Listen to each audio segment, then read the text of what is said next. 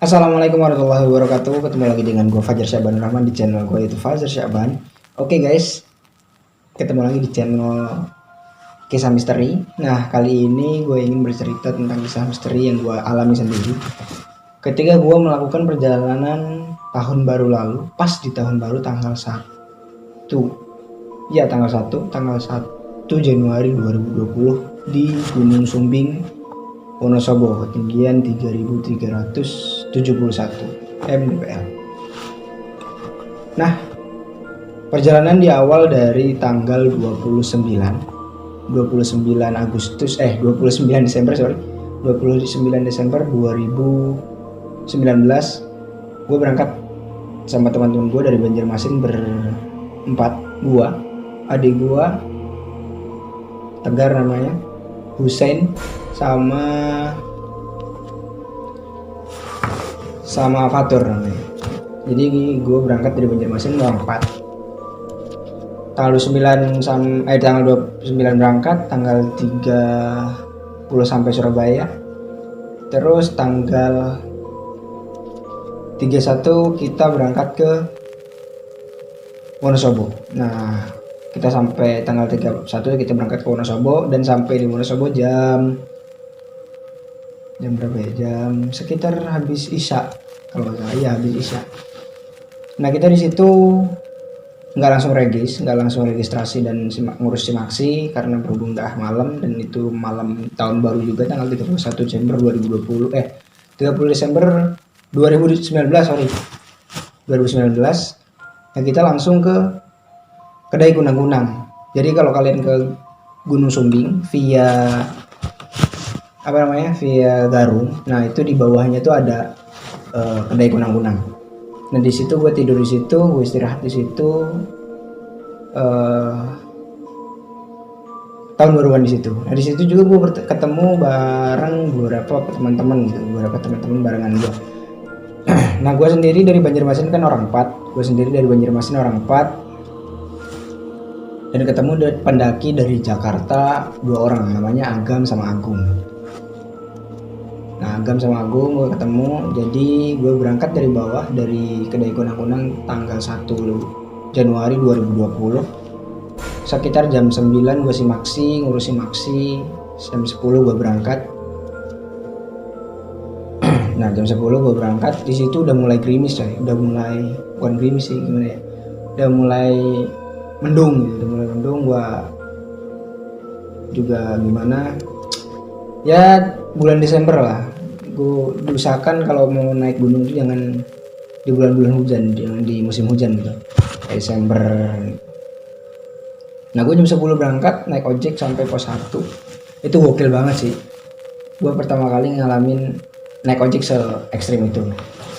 Kalau kalian pengen ngerasain gimana adrenalin dan memacu adrenalin kita yang suka olahraga ekstrim termasuk naik gunung, tapi dengan sensasi yang berbeda, lo cobain Gunung Sumbing. Kemarin gue naik 2 gunung pas tahun baru, Gunung Sumbing sama sebelahnya Gunung Sindoro. Nah singkat cerita gue sampai di pos 2. Teman-teman gue di bawah masih. Ya ada satu orang yang baru pertama kali, ada 2 orang yang baru pertama kali naik gunung di daerah Jawa gitu. Ada 2 orang, yang Fatur sama Hussein. Nah gue sampai pos 2, gue tungguin anak-anak, dan setelah sampai situ gue lanjut lagi sama yang namanya Agam. Gua Agung, Hussein sama adik gue itu berempat. Kami berempat berangkat duluan, dan di tengah-tengah perjalanan itu memang dari pos 2 sampai pos 3 sampai camp area tuh hujan tapi hujan nggak lebat gitu, hujan ritik-ritik, gerimis, dan terpaksa kami harus pakai jas hujan gitu, tercopot lagi gitu. Dan pada akhirnya jas hujan kami rusak karena sering copot buka gitu, terus udah terang dicopot kan, udah ada gerimis lagi atau agak hujan lagi dipakai lagi ya. Akhirnya rusak. Ya udah, simpen. Dan saat perjalanan itu pun kabutnya tebel banget guys, asli kabutnya tebel banget. Itu siang, jarak pandang itu terbatas banget itu. Untung siang menjelang sore. Nah, sekitar sore gue sampai di camp area sebelum pos 3. Di camp area sebelum pos 3 tuh ada warung. Nah, gue ngecamp di sebelah itu. Dan gue selama hampir dari jam 2, setengah 3 sampai jam habis maghrib itu gue nggak bongkar tenda sama sekali karena hujan deras. Baru agak gerimis, agak reda gitu, agak gerimis sedikit, agak reda gitu, gue pasang tenda, bongkar tenda sama teman gue. Itu pun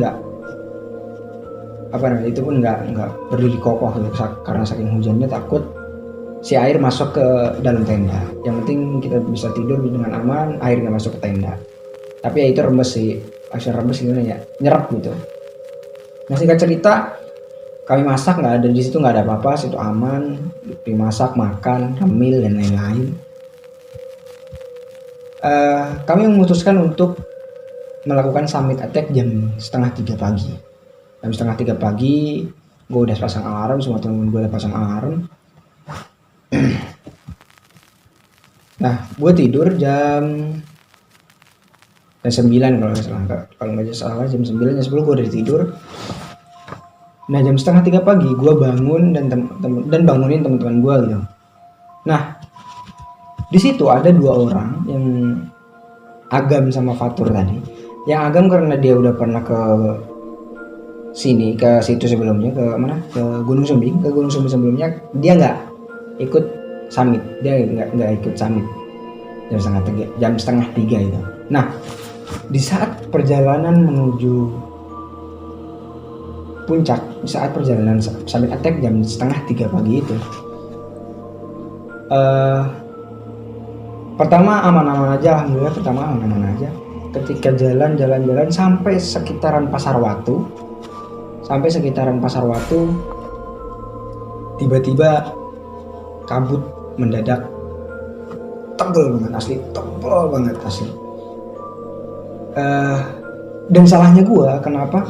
Salahnya gue tuh gue pakai senter putih, headlamp putih gitu. Nah, ini saran juga buat kalian kalau mau naik ini, kalau sering atau niat mau summit pagi banget itu masih gelap, itu pakai yang kuning supaya kalau ada kabut dia masih agak kelihatan gitu. Tapi gue kan sama teman gue dan rombongan gue pakai warna putih, jadi membaur sama si kabut tersebut, jadi nggak tembus. Itu jarak cuma 2 meter aja nggak sampai coy, sumpah beneran.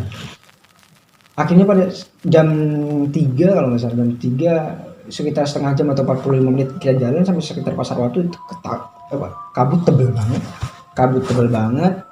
Dan gue sendiri memutuskan untuk sebentar menunggu. Oke, kita tunggu 15 menit, gue bilang kan gitu. Kita tunggu 15 menit. Kalau emang kalau emang kabutnya makin tebel, kita turun. Tapi kalau agak reda, kita lanjut. Dan ternyata 15 menit kita nunggu, itu makin tebel coy, asli makin tebel. Dan di sisi kiri gua jurang gitu. Dan pada akhirnya gue memutuskan untuk turun. Oke, kita turun dulu, kita lihat situasi. Gue bilang sama anak-anak, kita lihat situasi, kalau emang gak memungkinkan, udah kita memang gagal buat summit gitu. Dan memang tujuan kita sebenarnya memang puncak, jauh-jauh dari Kalimantan kan, sayang kalau nggak sampai puncak gitu. Tapi memang tujuan pertama para pendaki itu yang bukan puncaknya, tapi untuk kembali dengan selamat ke rumah. Nah, itu harus menjadi patokan seorang pendaki coy. Nah, sampai situ gue turun, nggak tahu kenapa daerah leher gue sih di belakang berat tuh, asli berat banget asli. Gue kayak gini, tapi gue diem. tapi gue diem karena ya gue belajar dan banyak membaca dan banyak nonton youtuber gunung yang udah sering dan lebih banyak berpengalaman daripada gue. Kalau kita ngalamin hal-hal yang kayak gitu, itu tuh jangan jangan diceritakan ke teman kita ketika saat pendakian. Itu bisa ambiar, bisa hancur pendakian, bisa gagal. Nah gue nggak cerita selama perjalanan sampai pulang pun gue nggak cerita. Gue berat banget di sini, asli berat banget di sini. Berat kayak kayak dicekek gini terus digituin. Habis itu kita jalan turun terus gue diem aja sih, gue diem turun sampai daerah Pestan kalau nggak salah ya Pestan namanya di Gunung Sumbing di Garung. Sampai daerah Pestan gue kayak ngeliat center gitu, center kan dari arah jauh gitu, center. Oh kelihatannya ada pendaki yang naik, gue bilang. Ya udah gue tunggu dong, siapa tahu rombongan banyak mau naik kan bisa bareng gitu. Dan tujuan gue sama teman-teman gue juga pengen ke puncak sebenarnya, tapi dengan situasi kayak gitu. Tapi berangsur waktu dia naik, gue kayak ada firasat nggak enak gitu,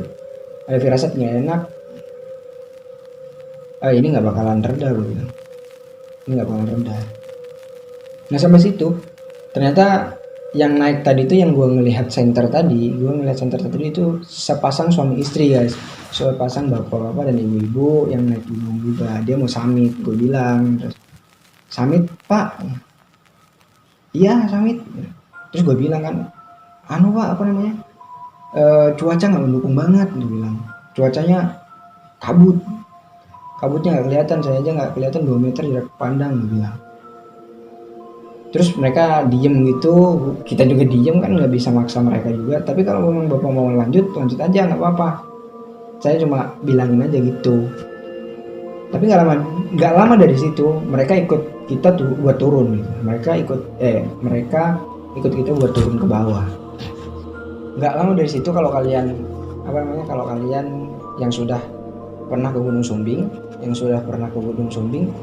mungkin kalian tahu di situ tuh ada kayak jalur air tapi dalam gitu. Ya kan? Kalau siang kelihatan. Tapi kalau malam kan kita nggak kelihatan dalam situasi juga kabut gitu. Nah, pas itu juga bapak-bapak itu nggak ngelihat gitu. Agak gue kasihan sih kayak gimana ya. Beliau tuh jalan memang pelan, tapi gue duluan sama temen gue pelan. Ada juga temen gue yang di paling belakang. Bapak-bapak itu bukan kepleset sih, terpelosok ke aliran air, bukan aliran air, jalan air tersebut gitu, dalam banget, cetuk katanya, sampai bunyi gue kasihan banget sih ngomong gitu. Akhirnya santai dulu, gue duduk dulu santai dulu gitu. Dan asli di suasana di Pestan tuh kayak gimana gitu, hening, ternyata nggak ada pendaki yang summit selain kita. Nggak tahu, mungkin di depan udah ada jam 2 tadi, tapi jam itu nggak ada lagi selain kita berenam.